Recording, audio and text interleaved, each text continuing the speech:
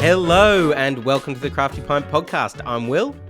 I'm James. Hello, everyone. It's been a big week on Crafty Pint. I think, Will, don't you think there's been a fair bit to chat about before we get to the main conversation this week? Yeah, absolutely. Starting with Monday, we ran a story after some back and forth with a sales rep in the beer industry who's remained anonymous, but wanted to point out some of the changes and challenges in the industry, how they view it, and it obviously struck a chord with people. I think there was a lot of reps that were pretty quickly to comment on it, and business owners as well, and received some private messages as well saying that this is basically how it is. Yeah. Which is a bit devastating. Yeah, overall, it's just I think does show that the industry, there is a real fewer relationships, I think, being built, and also while everyone is chasing a bottom line so much, and while hospitality groups are emerging, that it's just harder and harder for independent breweries, and this is another way. It's another challenge. Yeah, well, I guess the gist of the story was that this person's been in the industry a long time. Built relationships with a lot of venues over the years, and has found recently that even some of the venues that they had a great relationship with, owners that seem to support craft beer, have, for whatever reason, seem to be. It's like, that doesn't matter anymore. Bring your price down, or I'm going to the next person. And also talking about the risks to small brewers of venues not paying the bills, knowing they can get away with it, small brewers, because if they're in a relationship, they'll go to the next one in the line. To be honest, some of these issues have been there at least 10 years. I think we did our first Price Wars article I think it was a Secret Brewers one, to be honest, maybe 10 years ago. 2017. Yeah. So it's been around a long time, and a lot of the issues that were raised again aren't new issues, but I think it's just another thing making it hard. There were some people on social saying this is one of the reasons I got out of the industry, and we've talked to Jane on a different thing about sort of churn and burn in the industry as well. And I guess the answer is probably we need people to think about whether they care about what they're selling. But yeah, it's been interesting to get comments coming and going, best article I've read all year, which is kind of a sad thing to think when it's actually saying how tough it is out there. But I guess these conversations need to be had, to have maybe people thinking about what they're choosing to do. I'm sure you can still make a decent dollar, but paying a fair price and having a good relationship with independent breweries and offering a good service to people. I think there's a comment towards the end of the article where the rep says you can tell when a venue's got the right sort of ethos or whatever is about it. They're the ones to get behind and support. As I said, a bit of back and forth to sort of get to the gist of it, and some old issues and some new issues, and just highlighting, another way in which it's very tough for small breweries out there in much of the country at the minute. Yeah, and maybe, I don't know, we don't know what the future holds, but I don't think tap contracts are going anywhere anytime soon.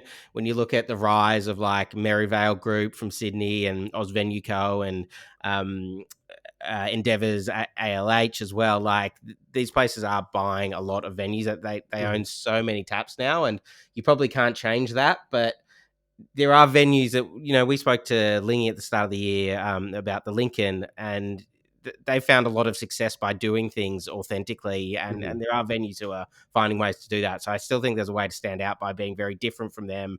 I guess part of this person's concern was that they're sort of engaging in big business while still being owner operated, when it doesn't necessarily need to be that way. You can sort of build partnerships together and, rise together. A rising tide lifts all jet skis, as we'll hear from our exactly. later in the show. Yeah, and it was interesting actually, because I'd been working on an article which also ran this week with Derek and DT, the founders of Bad Shepherd. They turned 10 this week, and they've had, I guess one heck of a story over the last 10 years. Their business model has evolved a few times. They're one of the earlier sort of high profile business to go into voluntary administration. I think they're pretty pleased that not just the 10th birthday's coming, but they're about to exit. They're about to fulfill all the obligations of their DOCA, and have that sort of signed off soon as well. But one of the number 10 on the, they're saying the most important thing, and one of them was how you can't chase price. You can't get into that sort of price wars kind of thing, which a number of businesses, especially a number of those that ended up in voluntary administration or liquidation, have done. And so, they're not sales reps, they're business owners, and they're seeing it from that perspective as well.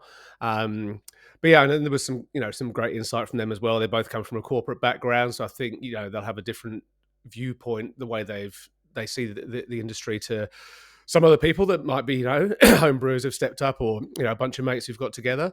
But yeah, it was interesting to see that when we were working on the final stages of the secret sales rep article, that here was this other piece was working on that people knew nothing about, and they were highlighting one of the same issues as well.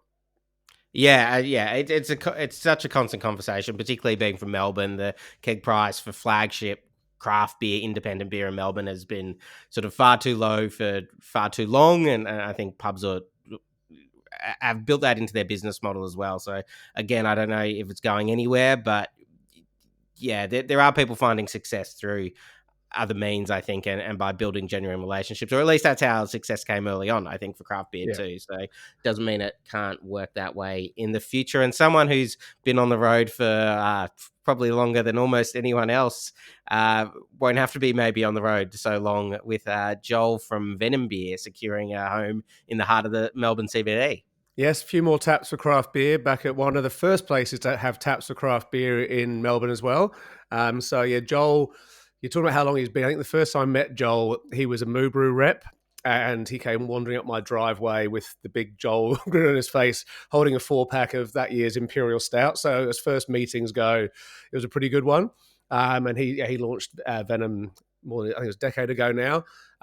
He's got the District Bottle store in Pascoe Vales, opened another one very close to my house, which is sort of work in progress at the minute, trying to turn that into a bar as well as a bottle shop. Bandwagon Beverages as well, distributing a number of beer brands as well as spirits and so on. But yeah, so he's taken over the former Mrs. Palmer's, which closed a while ago. He's had other owners since then, and he's turned it into a Venom tap room, which will also be a showcase for other independent brands as well.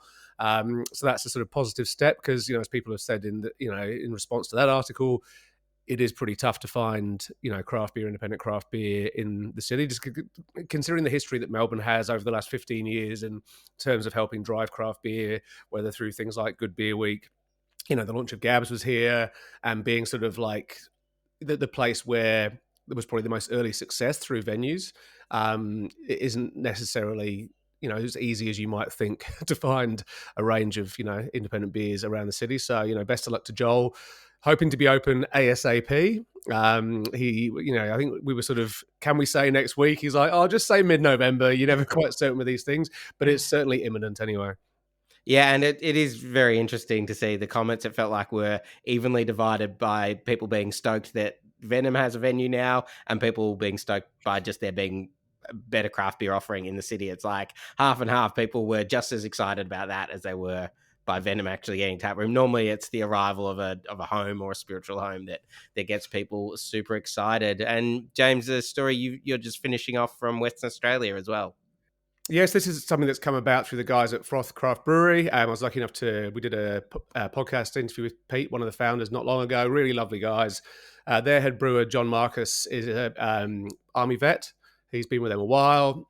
He found out about this organisation called Pillars for Pilgrims, also a sort of grassroots WA organisation founded by fellow vets, looking to kind of fill some of the gaps that they see in support for ex-forces people.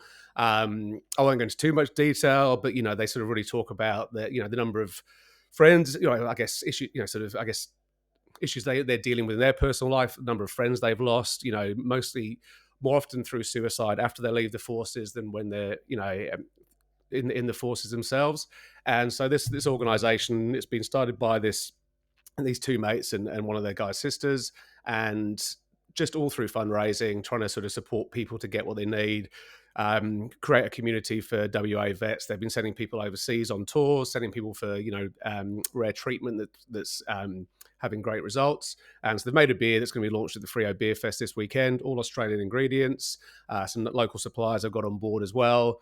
And I guess I know fundraising beers aren't necessarily a new thing in the world of Australian beer, but it felt like this one, had a real lovely grassroots thing about it, and that connection, the fact that, John's got into brewing post, 20 years in the military, with tours to, Afghanistan, to Kuwait over the years. And yeah, it just seemed yeah, a good story to tell, and and something I think often a spotlight, isn't it, maybe sort of shone on just how tough it can be for people when they come out of the forces, trying to reassimilate, reintegrate back into I guess what we'd call normal society, but for them, from some of the conversations I've had, like it's not normal. They've got so used to the normal of being in the forces. Like Adam, who's one of the founders of the organization, he said that once he got back, he'd like be walking through Bunnings and start having massive panic attacks and couldn't work out where he was and had to get out. Like it's for someone who's never been anywhere near the forces to sort of realize that's what people can be dealing with is quite it's quite remarkable, really. Yeah, so it's launching at Freo Beer Fest this week. So if you're there, make sure you give the beer a try. And on to this week's guest. A couple of people we've wanted to have on the podcast from the start, I think, and a very exciting brewery in Sika from Wollongong. It's hopefully an easy listen because a bit of warning, Jeff and Curtis are identical twins, so they do sound a little bit similar, but I think they do a good job of letting us know who's talking when. And if you watch it, you'll see that Jeff's wearing a hat. So and Curtis has put earrings in as well. Yeah, so a bit of background on Sika. Jeff started Grassy Knoll Brewing as a contract brand when he was still living in Sydney. Him and Curtis played in bands together. They didn't mention the band name. I wondered if they wanted to, but after the chat, I gave Pirra a good long listen on Spotify. That's Pirra. It's they'll tell you they almost went on some world tours, so COVID really put an end to that. But once Jeff moved down to Wollongong, he started brewing at Bulli Brewery, which has been around for some years beforehand, and then as the owner of that brewery was looking to sort of maybe find a way to exit the industry, they took over and relaunched as Sika. Obviously, Grassy Knoll is a Bondi, a famous place in Bondi, so made more sense, but they sort of go into what the Sika name is as well and what their focus is. Yeah, and they've managed to maintain, I think, that connection between sort of indie beer and indie music as well. They host a lot of gigs at their venue, and not just sort of the sort of music they used to play. They were talking about flamenco, salsa, reggae gigs and whatever, and even how, if they've had a tough week or whatever and just getting, down by the grind of running a small business, they'll come in, on a Friday or Saturday night and see some awesome world music band playing and people drinking. They'll be like, it's a good thing we're doing. And they've also done some pretty innovative stuff as well with their Art of Flight, big beers and small cans. They give us a bit of a heads up on some other new projects they're working on. And they're just a lot of fun to listen to. Like you could almost ask one question and set them off because as I guess identical twins, they just kind of prompt each other to keep going back and forth as well. Yeah, and shout out as well to Ben Bora, who was in a past article we did. He's one of the founders as well, and heads up. He lives in Brisbane, but heads up the sort of wholesale side of the business and some marketing and events outside the brewery. And he was featured in our Chronically Crafty article from a few years ago, where we spoke to people, spoke to myself about people working in craft beer and with chronic health conditions. So we'll include a link to Ben's story in the show notes too. Good stuff. And so, yes, the chat with Jeff and Kurtz comes up after the break. Before we get to that, don't forget we're hosting a festive feast at Molly Rose with some of our friends from the brewing and distilling world. We got Holly Clintworth from Baston Flinders Distillery, Jimmy Kreckelberg from Goodland Beer or Goodland Brewing, I forget which one they prefer, and Dunk Gibson, one of the founders of Hop Nation, coming along, plus, of course, Nick Sandry, the founder of Molly Rose. That's on December the 4th, so we'll include a link to ticketing for that, and there's obviously a discount for our Crafty Cabal members as well. Also, don't forget to get your nominations in for Bluestone Yeast Brewery of the Month. We'll be announcing the next winner next week, and later in this show, we'll be announcing the latest winner in our Have You Done a Rallings celebration of Good Beer Citizens. So that'll be coming up in the middle of the chat with Jeff and Kurt. So enjoy the chat, and if you do, make sure you leave us a comment, like, subscribe. It helps other people find the show. Cheers. Cheers. When it comes to buying equipment for your brewery, Craft Brewing Solutions is the team to talk to. Based right here in Australia, they're your go-to supplier for quality secondhand brewing equipment. They've built the largest inventory in the Asia Pacific, and with 30 years experience, they truly understand the brewing game. Whether you need vessels, brew houses, turnkey pack lines, or just a few hoses or stainless fittings, they've got the gear to match your needs and your budget. And here's the smart move. support the local industry to create a more circular, sustainable economy. Whether you're starting out, scaling up, or upgrading your setup, Craft Brewing Solutions has the knowledge and the equipment to help you make it happen. Visit craftbrewingsolutions.com.au to support your next brewery move. Jeff and Curtis, thank you so much for joining us. Thanks for having us. Yeah, I'm excited. Yeah, you're our first twins on the podcast as well, which is very exciting. If you're not last, you're first. Well, Will has been at pains to point out that we should, as often as we can, for those that are listening rather than watching, saying "Good question, Jeff," "Good question, Kurt," or "Good answer," or whatever, just to try and add a bit of clarity for anyone as well. Yeah. That's why I put the earrings in today, just to Thank you, Kurt. Excellent. Well, I guess, starting at the start, for the uninitiated, can you tell us a little bit about who and what is Seeker Brewing? Yeah, so it's I guess it's myself and Curtis with some lovely family and friends who've been involved. Special mention to Ben, who's like heavily involved with us as well, and a lot of supporters in the local area of Wollongong. So we've sort of focused in Unanderra, which is where the brewery is situated, and although that we're like situated in Wollongong, we've always identified as a brewery that's kind of like pushed our beers like Australia-wide. So we focused a lot on wholesale, as well as kind of, a tap room experience, but wholesale has been a big, strong push for us. And why Seeker?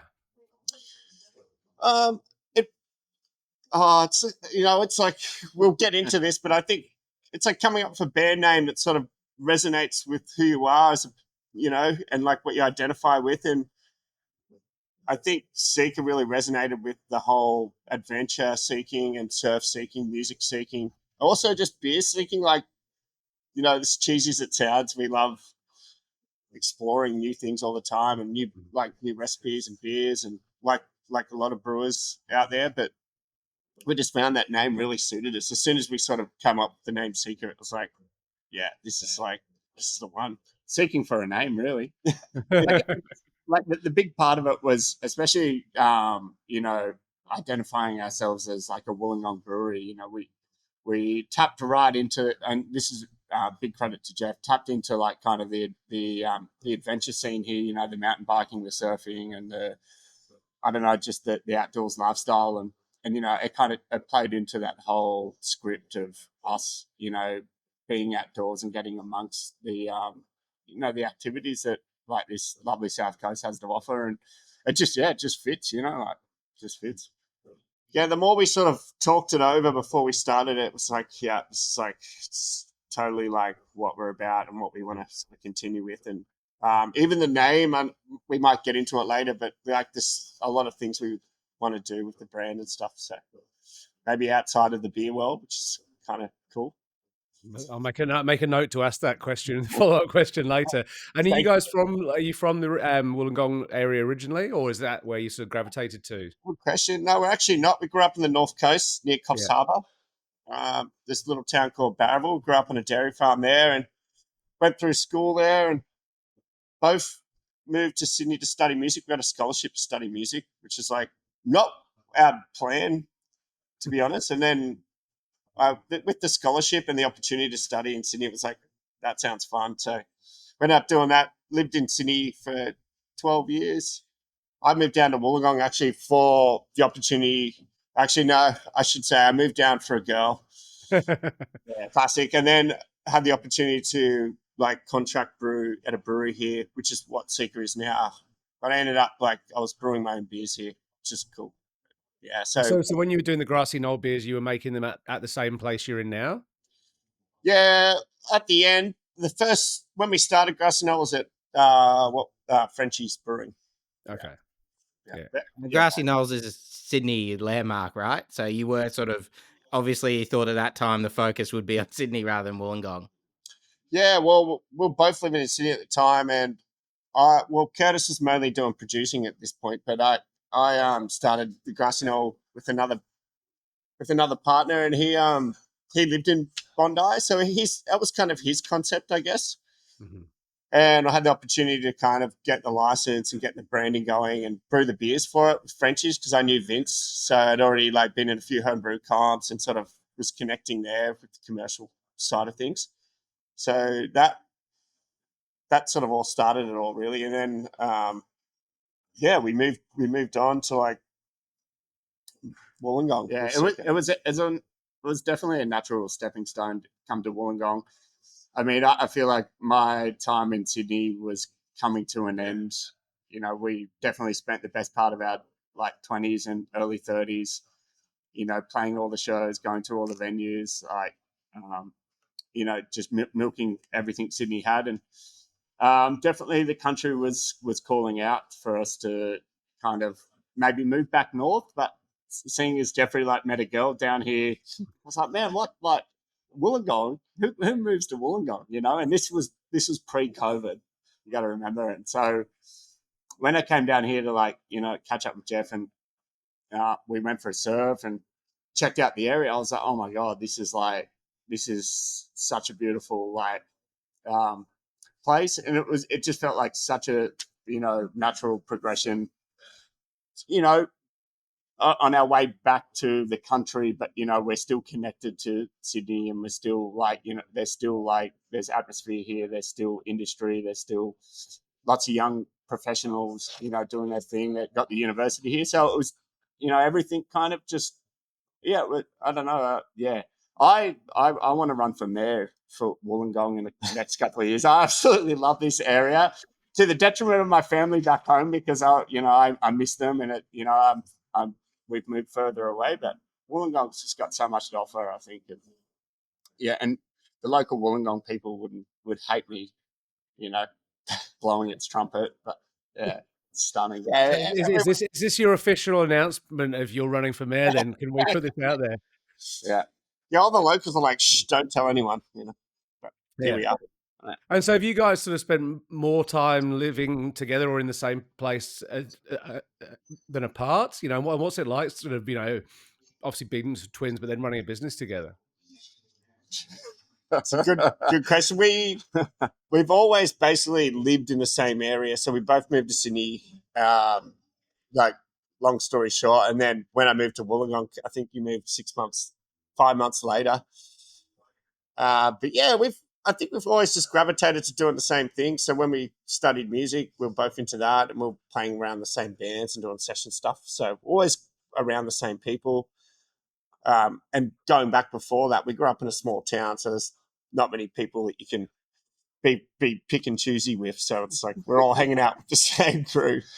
But I mean, I laugh because, you know, more to the point, it's, you know, obviously we've spent, when we were at uni, we were living in a share house together, played in bands together, as Jeffrey mentioned. But, you know, then we've gone off with our own partners respectively, you know, spent, you know, big chunks of life, you know, living with them. But every now and again, you know, those relationships will end, and, you know, you've always got like a fallback. You're like, all right, bro, like, you know, you got that, I'm on off that spare room, you know, so we'll always come back together. Like it goes without question. It's like, you know, there's always like a backup plan kind of thing. I'm ashamed to say I've stayed on his couch a few times after relationships gone bad. Yeah, so it's nice. It's fucking awesome, you know, really, at the end of the day. It's, yeah, very lucky to have that. But it's a pretty cool, I think it's pretty cool. I was heavily into brewing while Curtis was focusing on production, music production. So it was like, I think you were more just annoyed that I wasn't putting the time into the band, because I was like, you know, busy, like brewing a beer, selling beer. This is in the grassy knoll days. Drum machines were really taken off at that time. So. But it really sort of hit a point, I guess, when like we had the opportunity to get the venue and set up Seeker. Curtis was like, you're going to need help. And it's just, yeah, he basically came on, joined the wave. He joined the party wave. Yeah. But again, like it was, Seeker happened right at the end of COVID, you know. So there was 2 years of just kind of like, wow, like the music industry was kind of, you know, in a state of confusion. I didn't know what was happening, you know, that there was just, it didn't seem like there was much future. Not to say that there weren't many options at the time, but like when this opportunity came up, through Jeffrey, I was like, wow, that's pretty, incredible. Like, we could do a lot here, and I can see a live music venue here, and I feel like I can help out in a way that allowed Jeffrey to focus more on the beers, and I could kind of help with the space, in the tap room. So yeah, it seemed to work, and even to this day, I mean, I could talk with the best of them about beers, but still, I don't know the science behind brewing. I don't know, kind of the intricacies that go into it, and I've always sort of positioned myself where I don't want to get too involved because that's Jeffrey's bag, and being a twin, like we're quick to disagree and quick to kind of argue.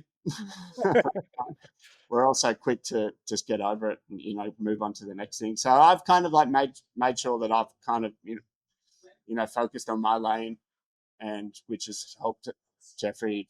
I like to think focus on the beers, and let him really stretch his legs there. So I think I'm sort of back of house and Curtis is the front of house, so he does all the venue booking, like the music booking, and like organizes the bar and the pizza truck where I'm sort of out the back brewing beers and organizing releases and all things brewing, wholesale.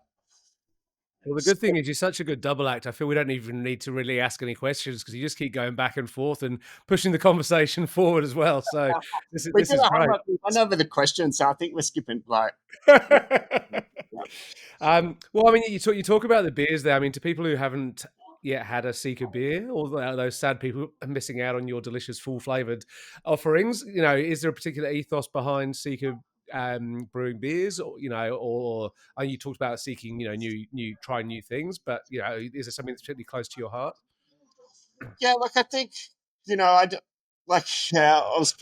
was going to try and avoid saying we like making IPAs, but I think really deep down inside it was like we just like making like full flavored, unapologetic, like big beers, whether that be even if it's a mid strength, just packed to the rafters with hops as much as we can. It's drinkable, or whether it be like a huge stout or just a big IPA that with a new hop combo, or like we just recently got to spend some time in New Zealand, and last year I got to go over to the States. So there's some like hops that we've sort of now got our hands on. It's just been so cool to use and push the boundaries with. So there's no half measures with this guy. Like a lot of people ask me about brewing like a sessionable pale ale and stuff like that, and I don't know, I just can't bring myself to it. I think there's a lot of breweries out there that are doing it really well and doing like that's the beers I'll probably drink too at a party. But I think for our thing, it's like, well, what can we do that's exciting for us, and not a point of difference, because a lot of breweries are doing this well too, but something that sparks interest or gains a smile or like a bit of a wow, or like we just really we love like that reaction, whether hopefully good.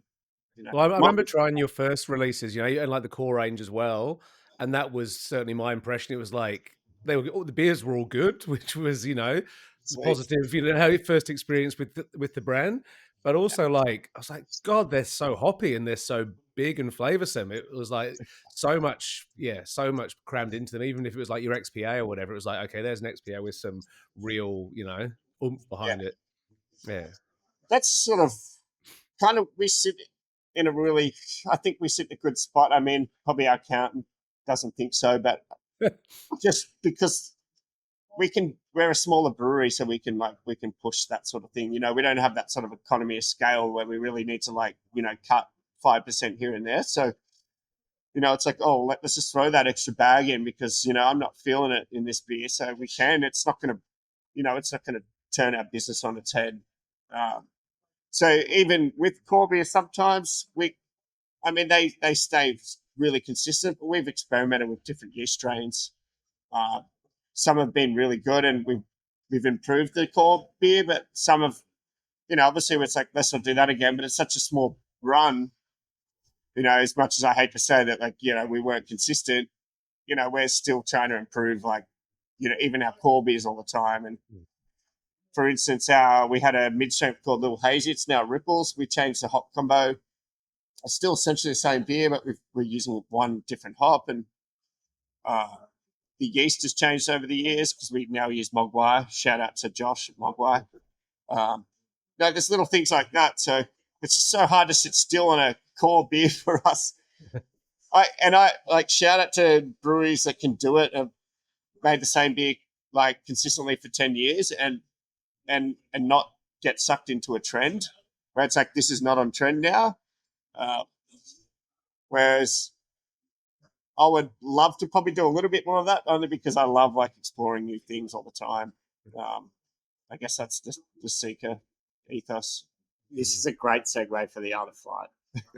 Yeah, well, I was gonna say before we even get into that, like, you haven't necessarily found a slowdown in limited releases, because over the last couple of years, a lot of breweries have sort of gone, "Oh no, we need to be more cautious." And smaller cans aside, it feels like Seeker has kept going really hard on big, full flavored, sort of higher end, slightly more expensive beers. Like, you really haven't broken away from that. Yeah, I mean, there's such small batches that we can afford to do that, I think, and we have a lot of love out there from Seeker fans, I guess. But I think from the start, we've had just good success with limited, so it's a big part of what we do, and that sort of helps drive our wholesale mostly. Like, we actually maybe trying to move in towards pushing more of our core beer to like on-prem stuff, but our limited is such a big part of, like, I think our sales that it's hard to sacrifice that and do the core, where I think, like that's been our plan from the start. But look, when you're looking at like consistent keg sales, which is something we're, trying to focus on a bit more, like that's a core beer kind of thing. That's regular beer. That's like, on the menu kind of tap list beer. Mm-hmm. So sort of accepting that kind of commercial role a little bit more, but we sort of don't want to do is change our sort of limited schedule, which is roughly kind of 4 new beers a month. Going back last year, I think, the whole industry felt kind of the pressure of like the moving trends towards kind of low ABV, maybe kind of lower carb beers. And that sent us into a little bit of a panic, to be honest. We're like, wow, like, our whole ethos is really just, going, more is more kind of thing. And that's how we came up with the Art of Flight. Not a new concept, but like basically it was an idea that I put to Jeff, where it was like, man, I want these guys to keep exploring and keep pushing the envelope kind of thing. But, like, man, no one had money. Like everyone was pocket pinching, and even me, I want to try every single new beer. It just becomes unrealistic, But if everyone put them in little pocket-sized beers, that'd be fantastic, We'd all win. We'd all be stoked, like, especially for a lot of people who live in more rural areas that can't do the brewery circuit, He says it in an inspiring way, but Curtis was just annoyed, and like he just constantly just badger me, like, man, I'm sick of like trying everyone's beers in 440ml cans. It's like, do them in 250s. Look, some are hit and miss, like you gotta take the misses, but like there's a lot of amazing beers out there. But how did you go about sort of finding the right price point for that? Because obviously there's less liquid, and you could just go, all right, there's this much less liquid compared to this, but I'm assuming there's higher cost elsewhere, with the smaller cans and having to adjust the the canning packaging line or whatever. So how did you sort of work out where, what's fair, but was also going to make it worthwhile for you? What's interesting? Like, you can drop the price on those smaller cans because you can can more of them basically per batch. So your cost of goods come down. That was actually a surprising thing because I straight away had that same thought. But once you really break it down, it's like it becomes a little, I wouldn't say it's quite as good as a sort of a 440, 500ml can, but it's better than a 375. So we're like quite surprised there. Go figure, right? But we really wanted to, I mean, when we first brought it out, we probably put it on the lower price point of what we wanted. And it was designed to be mixed and match. So we tried to set a price point that, you know, the stronger, more expensive, typically expensive beers, you know, would, you know, we'd lose a little bit on that, but we'd make it, not to talk like economics, but, you know, we'd sort of like average it out. So, you know, you kind of won on some, but, you know, you lost on others. But that way it allowed people to just kind of mix and match it. And we just wanted to take the confusion out of it, you know. It was just like you just buy a bunch and you get a set price for it, you know, no matter what it was, kind of thing. But we always made sure that it was within reason. It was like, you know, it was always above 7%. It's tough because there's that shrink economy, shrinkflation idea. And that's what probably some of the backlash we had. But when you really broke down how many standard drinks you get in those little cans and the price, like if you put that in a 500 ml can, that's over 50. Yeah, it's about a $50 4-pack, which is pretty standard. We wanted to make it that, like, if you bought two 250 ml cans, you're still paying the same price for, I don't want to say names, but like a 500 ml can by one of the, you know, the other big craft beer guys. Well, so, at the end of the day, you know, when a dairy's putting their butter out in a smaller pack, they're not making the butter stronger, are they? So yeah, that's right. Yeah. No, well, did when you went in, did you think this is high risk? Is anyone actually going to buy these, or you know, or did you have a bit of confidence that it was going to? Because you know, they've kept coming at a pretty regular rate, so presumably they're selling through and it's worked out for you. Like some of our like regular you know, vendors, or they yeah, it was crazy. They were like, no, we don't want to touch 250 ml cans. It's up our whole like feng shui in the fridge, you know. It's like, well, okay, no worries. But yeah, they just didn't even think it. They didn't even look into the price. They didn't even look into the kind of the packaging. But other people really embraced it. And, you know, there is a little bit more like kind of you know, mix like, you know, to do single 250 ml cans and let people mix and match. There's like a little bit more effort on the bottle shop side, on the retail side, but I don't know. Yeah, but it took off straight away, I guess. You know, we've had really good reviews from people who aren't big craft beer drinkers, and they've gone like, "Oh man, that's such a good concept. We bought it for my dad, and like it gave him a chance to try some beer." And like the whole thing is to try and get people to. It's like let's say it's not a novelty, but like there's a novelty factor because it's new-ish, like for people. So it's like, oh, okay, like someone can like try like a fun size can, like art of like flight, you know, take away flight. So yeah, we've had responses that have just like surprised us a lot. And then, you know, those guys who are like traditionalists or like, you know, want that big can, big beer, like, you know, they might not like it as much, but they're still buying it. Yeah. Maybe this is like from my music days, but as soon as you're getting a little bit of like pushback or like some negative like commentary on your releases, I think that's when you're starting to like hit like a real, you know, groove. I think, you know, not to say that, you know, it always has to be like, you know, love or hate, but, you know, I think that's when, you know, you start to, people are questioning your product, you know, there's confusion. They're like, what's going on? Is this going to change the whole industry? Like, why are they doing small cans? You know, I don't know. It starts the chat. And yeah, you're like, well, and it's also like helps you sleep at night when you do get some of those, like, it's those negative comments. But they're one in 100 or 200. I don't know. I think it's a good point talking about like people thinking it's like this new trend. So suddenly they think all the beers are going to be 250 ml cans now because that's how breweries need to make money. But no, it's not that at all. Like we always wanted to just push big beers. Like we've got some other flight beers coming out for Chrissy, so stay tuned. But like they're huge beers. They'd be ridiculous in a full 40 ml can. You know, whether it be ABV or like just flavor, like super thick or sweet or bitter. So, you know, that's like the intention is to like explore, like, you know, push the envelope there. Not so much like, you know, how can we make more money and things. Yeah, it's funny because I mean, I probably shouldn't divulge this, but, you know, every time I work the bar here at the brewery, you know, when you know, someone grabs a 4-pack of 440s and I'm putting a sale through, I'm like, you know, does this guy know like what the craft beer market is like? You know, this is going to cost you $45, let's say. Yeah. And it's always, you know, because I know what goes into it. I know the cost of goods. You know, I do all the back end and the bookwork.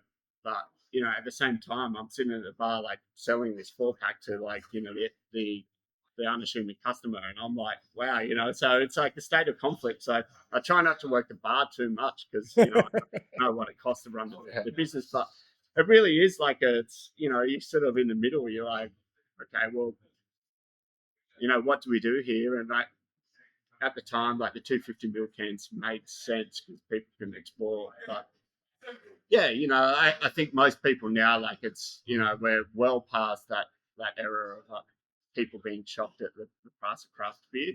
But still, I think there needs to be more needs to be done about, especially in Wollongong. I think, like, you know, with kind of, you know, what really goes into it, and you know what people expect in terms of price point, and you know what is it, you know what you should be paying for. Well, that or you find the team member with the best poker face to be selling those expensive cans. They don't, Exactly. There's no flicker of guilt. It's just dead eyes as they take the money and hand them over. That's why I don't like the bar. Yeah, I don't like.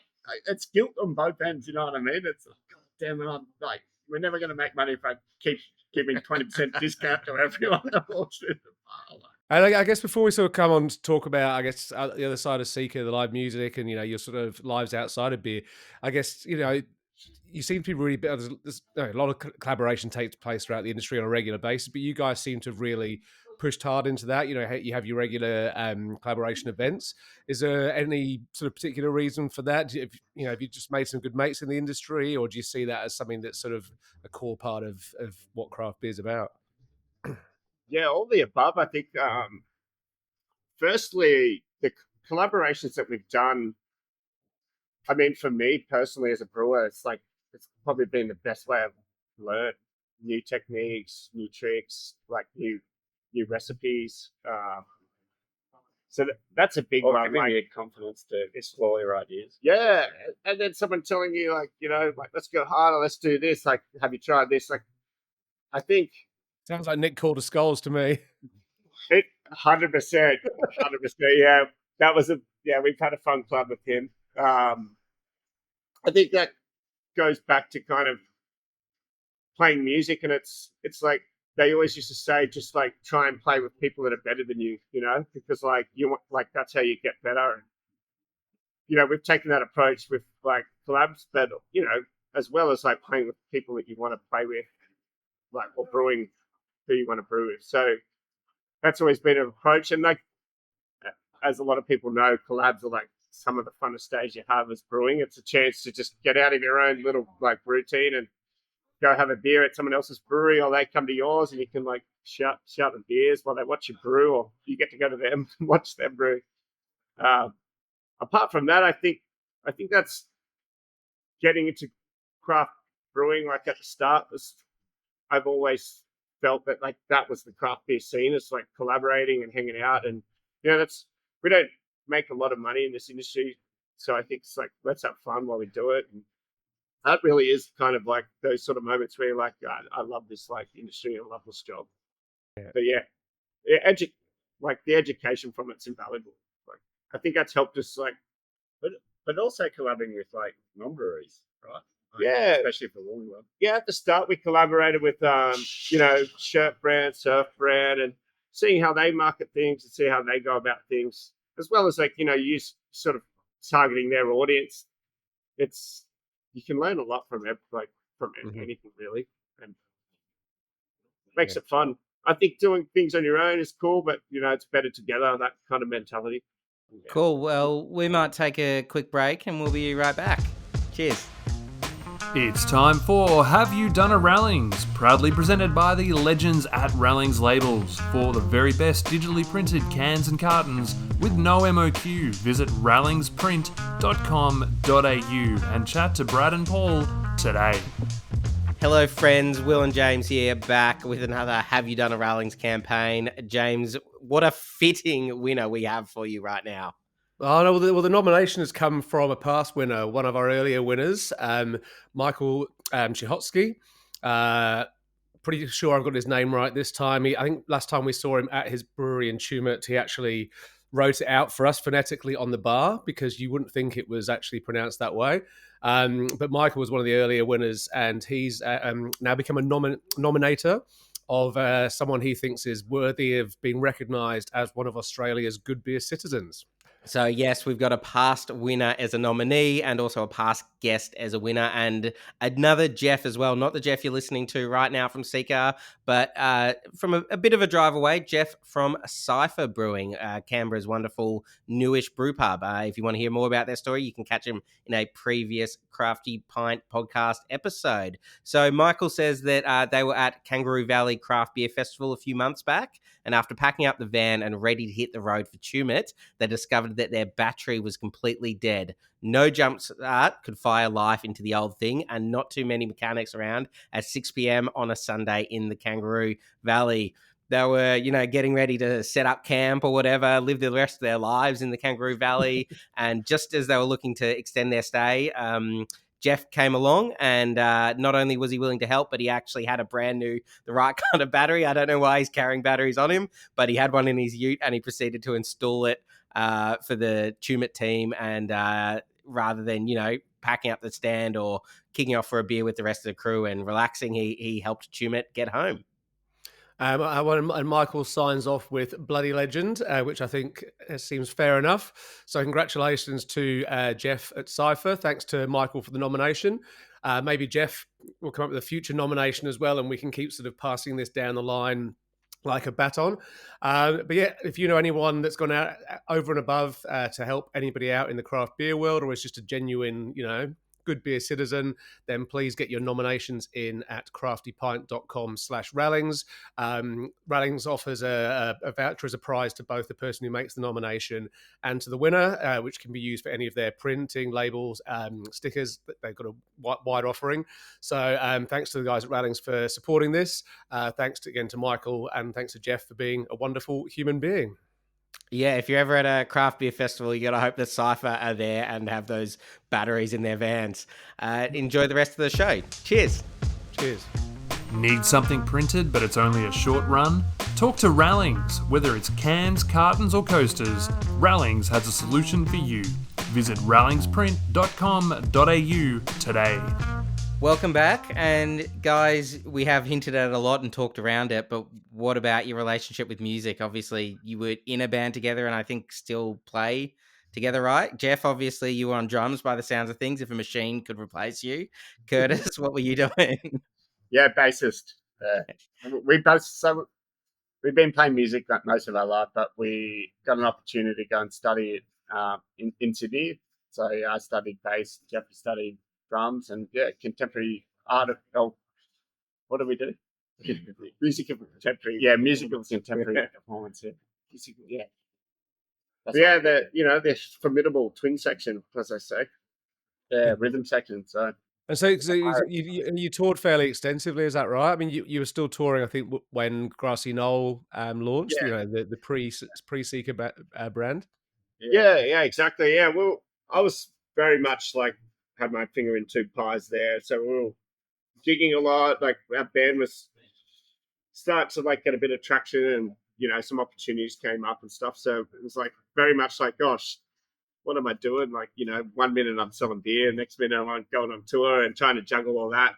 I was trying to sort of tie it all in together, which easier than you think. With have the two industries really do tie together a lot, like beer and music. I mean, they're both entertaining in their own sense. So if you can provide live music and get people drunk, job well done. And it's something that you've been able to do with once you've taken the venue as well. You've had some pretty big gigs there. I think we've spoken in the past about how you've been able to offer another platform for local musicians and local bands and indie bands as well. Because I mean, we had a chat to Jade at the Wheatie roughly about a year ago. I think, the Wheatie is an amazing supporter of live music, and just the challenges they've had running, finding independent venues that aren't tied to one of the, the bigger multinationals now that, own every level of the touring industry. So, I mean, is that something that I guess you care more about, but you'd be able to, be happy to do through Seeker? Yeah, look, it's funny again, and I have to go back to what I was saying about like selling beer at the bar and then also doing the bookwork for the brewery. It's like, I've been on the other end where I've like played the gigs and hustled venues for work, and now I'm booking musicians and bands for the venue, and it's a really strange kind of position to be in, because I want to support all my friends, all the artists that I've known over the years.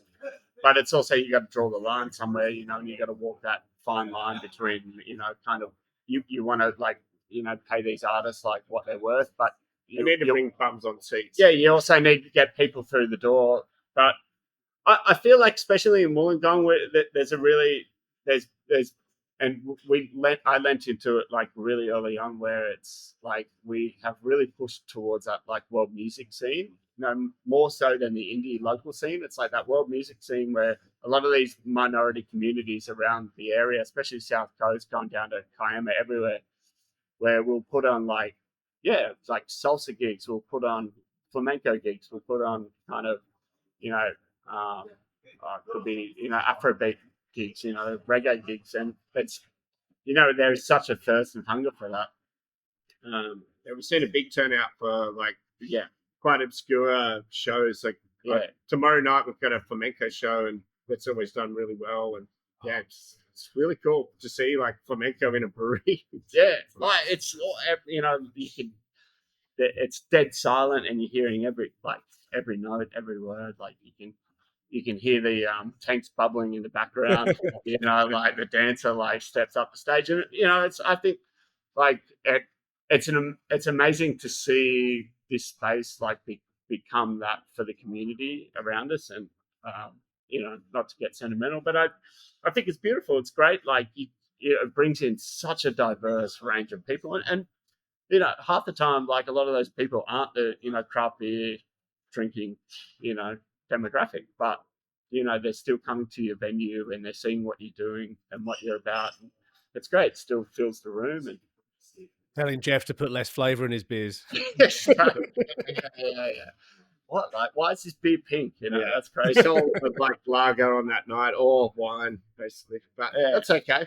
Yeah. And I'm super passionate about it. And it's crazy, like to try and keep nurturing that sort of angle with the venue, but also making sure that we're not falling short in terms of like. How do you manage it logistically? Because I mean, obviously it's a full production brewery, at least part of the time, and the venue is it a large enough space that you can go, this is the bands in the hospo, or is there a ton of moving stuff around every time you want to get a band in? It's chaos. Yeah, it's mental, man. Yeah. We got one door in, one door out, and it's we put the green room is the brew house, like, so we painted the floor green in there, and like the green room, and we can put the band back there. But it really is chaos, So I mean, we're in an industrial area, so don't come with high expectations of getting pampered and having cheese and bickies in your green room, but I don't know, you've set that up before. Yeah, I have set that up. But yeah, also Jeffrey's going to be like, maybe squirt you with some like,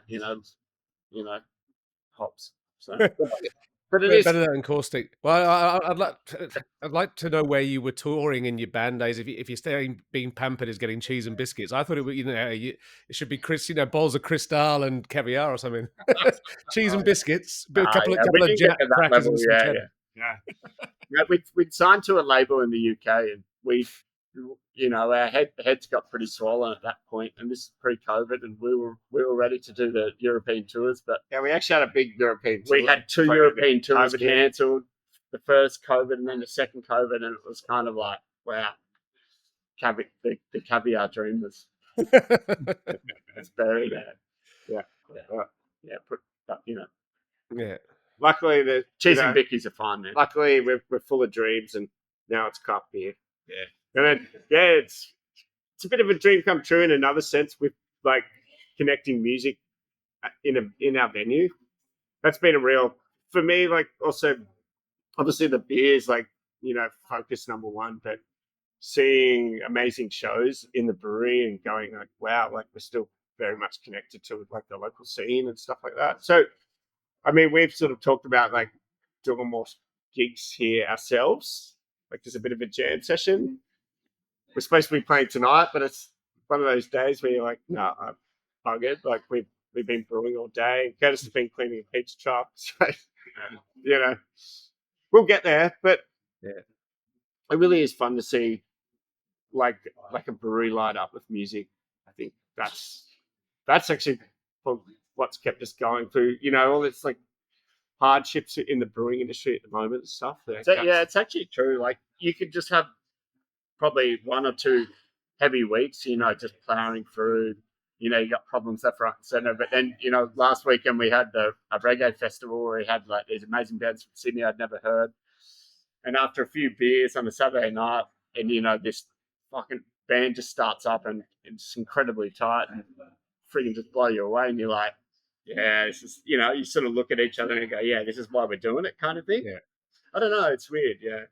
But do you see much support for looking the other way for like independent beer within the live music scene? I remember we did a story a few years ago when the Forum, one of the best venues in Melbourne, they started supporting a bunch of local independent brewers, but that's since receded, and it feels like there's so much of a connection between mindset and the people involved and what they're trying to offer to people, but I don't see much of it, much support for craft beer or local brewers, outside of really small venues or pub venues, Yeah, it's tough because, I mean, indie supporters need that, or any sort of a big event needs that sponsorship, and that comes with money, and that's where, like, macro breweries sort of come in, Coopers we love Coopers, but that's where the support comes in for those indie brewers. It's like, it'd be nice if like we could support that without like putting monetary value on it, or like they'd support us. But I guess both like two indies don't make a right, Well, don't make money anyway. And is there any genres or any like types of bands you get in where the crowd seems a bit more interested in the craft beer or something like that? I remember years ago bands used to band rooms didn't want to book emo gigs because emo fans didn't drink enough, whereas metal fans always did. Oh, the Limp Bizkit cover show was like amazing on the bar. Yeah. Limp Bizkit, like that era. I mean, that's our era. Yeah, it's like, our era. It's the 90s. Late 30s, like early 40s. Yeah. Anything that sort of, new metal. New metal's good. Definitely the rock shows. We moved away from a lot of that uni surf rock stuff. Not that we wouldn't put it on, but we'd sell out those shows. Like some really like notable bands, we'd sell out those shows, but then the bar would just be like, it'd be like a slow Friday because they just come, they watch the band, and then they go home and drink at home, or they don't have the money to pay for $15 schooner. Which well, we got cheaper schooners than that, but I mean, like they don't have the money for craft beer, basically. But that hasn't been our big. That's not our reason for. No. Yeah. So yeah. But it is interesting. Yeah, certain genres are better. Funnily, like world music's not the best for craft beer. We do see some crossover, but we sell a lot of wine on world music nights, and we do a monthly salsa night, which is our biggest event of the month, and we go for a lot of wine on that. I was chatting to the guys at Moondog the other day and asking about, because they've got Doglands, which only opens the full venue when there's a big event on at Marvel Stadium. and they reckon the most perfect circle of a Venn diagram was when Pearl Jam was on at Marvel Stadium. Yeah, that would be perfect. Yeah. Yeah, anything 90s nostalgic, like, era is, it's a good Nice. tribute crowd. And you hinted at, sort of, we've got a question there, just straightforward as what's next for Seeker. And you hinted earlier that you got some, maybe blue sky ideas out there. So not necessarily involving beer. Can you tell us something about that? Yeah, just like sort of briefly, I think for us, like we always get excited on new ideas and concepts. So that's something we always strive for. I think when we sort of get caught in a rut with nothing new on the horizon, that's when we sort of get a little bit sort of like, what are we doing? So I think our next thing. You walked in the other day going, all right, it's time for something new. Like, I feel like we're getting, like, shit's getting boring. And then that's like 3 years after the brand started, or you're not even that old. You're still growing, and you're just like, right, come on, I'm bored. Something else. Yeah. We need a new album. I'm just on the whiteboard. Well, I don't know if we should give it away like fully yet, but we're looking at some functional sports drinks. Give it away. Like a sport drink. We're looking at a functional sport drink. Let's give it away, yeah. So basically it's like a hop aid, so electrolyte hot water. Which is not new. It's not new. No, but we're going to it's kind of in keeping with that whole ethos that you described right at the start in terms of, what the Seeker brand means, I guess, and tying into the local outdoor, adventure sort of lifestyle. We want to look after the athletes. We want to look after the hangovers. Yeah, we're there for everyone. And it's just a way for us to kind of, put our foot in the direction that we kind of want to align ourselves with. So it's like, that whole sport outdoors, like athlete, like section that you can't really do with beer. Like, I mean, you can to some extent, but I feel like with, you look at Gen Z and stuff like that, like there's that health trend. So we're not so much want to do this for like sales on its own right, but just to kind of promote our brand as like what we like what our ethos is and what, where we sit, like in that scene. We also want to do. Can we talk about this? We want to do We want to do little beers in big cans. Right, you heard it here first. No one else should do it. But like, we're going to do little beers in big cans. Yeah, we're going to do little beers. Yeah. So basically, it's still going to be one standard drink, but you need to have 500 ml. There. Make little beers great again. That sort of thing. But yeah, we want to explore that as well too. Like, I think you can go the other way. Well, that would be kind of ideal. I'm just thinking, to like, music festivals, if it's the ones, Will and I go to every year, you can take your booze in anyway. But if it's ones where you're not supposed to take booze in, you need to take as much in as your folding chair bag on your shoulder as you can. And if you've got maybe smaller beers with more liquid, it's maybe less journeys back and forth to, and still maintaining a level of sobriety over the course of the day. Yeah. I think that the bottom line for us is kind of exploring just flavor in like different settings. So it's like, whether it be the Art of Flight, where it's just like, let's go big, smaller volume, or, go big with like lower ABV, or as well as just what a core beer and our normal limited releases are. We like, we like going to the limit there on both ends, and just having fun with it. I think it's the big one for us. Yeah, I mean, there's no rules, so see what people think. We can afford to do it because they're only limited batches, and if people are vibing it, great. If they're not, then we've got others, So yeah, that's great thing about our business at this stage. So, you take a band like Arctic Monkeys, and then they've got a sound, and then they release this kind of like slow country album.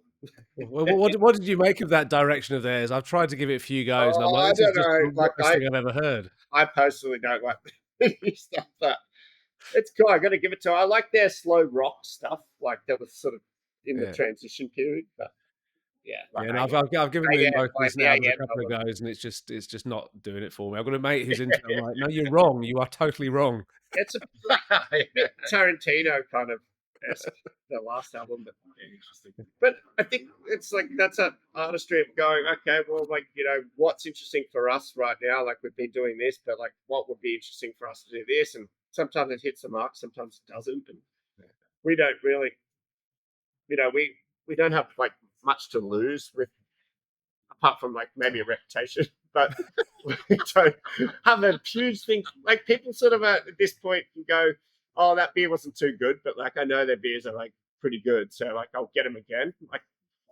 it's nice to get to that point where at the start it was like, we can't like make it crap beer, you know, because like that's going to throw a bit. Well, it's just that like the risk. Yeah. Take what risks. You got to take risks. Yeah. Mm-hmm. And what about way? So there you go. Sport drinks and little beers and big cash. And do you have any other sort of, I don't know, hopes or wishes for whether it's the local scene, local music, local beer scene? You obviously got a lot of great breweries around you as well that I'm sure you work with a fair bit. Yeah, well, just in the Wollongong area, we've just set up. It's the Wollongong Brewers group. So we're about to put on a Hop On Hop Off Plus event. So it's the first sort of event for like the local collective. So that's exciting. So I want to see more sort of collaborative like events where like whether it be like sort of following the Marrickville Ale Trail or like the Northern Beaches, stuff like that. So that's something we're focusing on with a few key players here. It's a bit hard when everyone's super busy to like get together and do something that might not necessarily be super profitable, but it's like we're trying to get that morale up that, you know, like, you know, craft brewers and breweries are like, you know, we're still relevant and cool. Yeah, well, I mean, so many people in Wollongong are still kind of we're unknown in Wollongong, you know, to a huge demographic. And I think that's across the board for craft beer. And so I think there's still a lot of room to grow and move into that space. And I just hope that we can do it in a way that, you know, kind of, you know, stays true to our ethos, but we can kind of. Yeah, well, and I think when people in the industry get together on a large or a small scale, whether it is a collaboration with one other brewery or whether it's something like you're doing now, you know, with the Wollongong Brewers Collective, like that Scotty Morgan's been keeping me abreast on, like anything like that where you get together, whether things are good or bad. I think, you know, you're just reminded that there's other like-minded people out there doing good stuff, and it you know, hearing what other people are up to, I think it does help, you know, remind you why you're doing it and just put a bit more, you know. This is like any event you put on. It's like sometimes it can feel like a chore or like it's an extra job you got to do on top of your sort of normal jobs. But as soon as you get into the event, you see the smile on people's faces on the event's success. It's like, okay, this is craft beer, this is the industry, and it's fun, and that's what we live for. Like that sort of it's stuff. all about the community. I think it's all about the community. The rising tide raises all jet skis. I think it's all about community, and I think like that's really special when, you know, you can resonate in certain areas of the community and, you know, have a good time. Like, yeah. Well, that sounds like a wonderful note to end on, I think. So thank you so much for your time. Thanks so much. Cheers. Thank you. Fermentis has long been at the forefront of active dry yeast development, and with the launch of Superior Yeast, has yet again raised the standard with another game-changing evolution. Significant investment in their dry phase production and packaging facilities has raised the microbiological quality of Fermentis beer yeast to a whole new level. With fewer contaminants, Fermentis active dry beer yeast is better and more reliable than ever. Their new look packaging features customizable labeling, globally compliant markings, and unique QR codes for improved traceability, as well as easy access to production data and product information. And when you're ready to pitch, Fermentis' patented easy-to-open technology, incorporating their trademark Percy device, ensures a more sterile environment when pitching yeast. With less risk of cross-contamination, brewers can craft their best beer with confidence time and time again. Find out more at fermentus.com and talk to your Bintani representative today. The Crafty Pint podcast is produced and edited by Matt Hoffman. You can get all your beer-related news and reviews on the Crafty Pint website, craftypint.com, and can stay up to date on future podcast episodes via our socials. We wouldn't be able to produce the podcast or the website, events or festivals we run without the support of the beer industry, whether that's suppliers, bars, breweries or bottle shops. If you'd like to support the show or partner with the Crafty Pint in other ways, please reach out to Craig via the details in the show notes. And if you're a beer lover who'd like to support what we do, you can join our exclusive club for beer lovers, Crafty Cabal. Visit craftykabal.com for more. And until next time, drink good beer.